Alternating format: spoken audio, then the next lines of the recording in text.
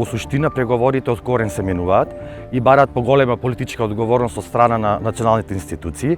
Потоа што поглавето 23 се става во првиот кластер на преговори и што значи дека се вкупниот процес на отварање и затварање поглава ќе зависи од напредокот што државата ќе го остварува по однос на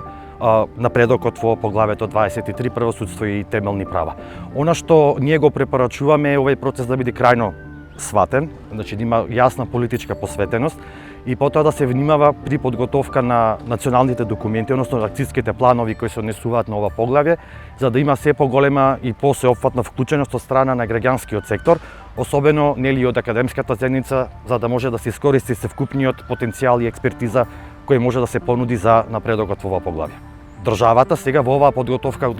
кога се спрема преговарачката рамка да овозможи добро мотивиран и добро динамичен тим за да може да одговори на предизвиците. А тоа е нели соработка со институциите на Европската унија, познавање на правото кој се однесува на ова поглавје и нормално градење на административни капацитети кои ќе можат да одговорат на оваа задача. Поглавето 23 ќе влијае на севкупната динамика бидејќи се врзува и со други клучни поглавја, како што е поглавето 24 правда, слобода и безбедност, потоа добро владење, реформа на јавна администрација ќе се бара далеку по различно толкување и различно размислување. Државата има остварен одреден напредок во ова поглавје, што беше констатирано од самата Европска комисија,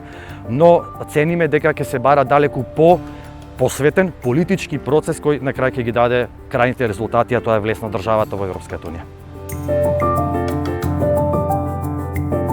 Најголем дел од граѓаните не се информирани за целиот процес и повеќе од 60% не ги читаат извештаите за напредок кои ги подготвува Европската комисија.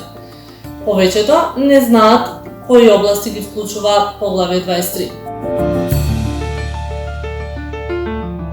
Во процесот на пристапување на Северна Македонија во Европската унија важна улога играат граѓаните и институциите.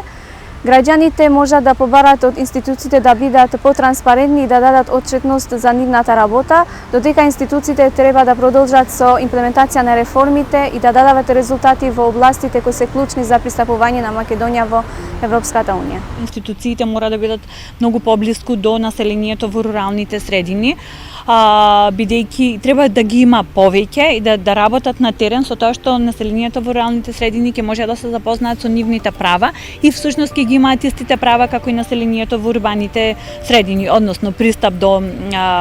судство, до социјална заштита, здравствена заштита, инфраструктура и така натаму. Во периодов сите сме сведоци на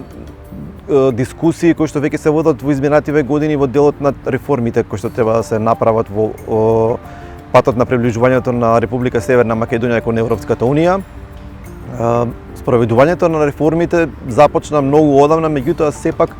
некако каскаме во тој процес. Пред се заради тоа што направени се голем број на анализи, било да се тоа функционални, направени се голем број на стратешки и развојни планови. Според нас како центар време е да се почне да се работи на терен, односно сето она што е предвидено во тие планови за подобрување да почне да се спроведува.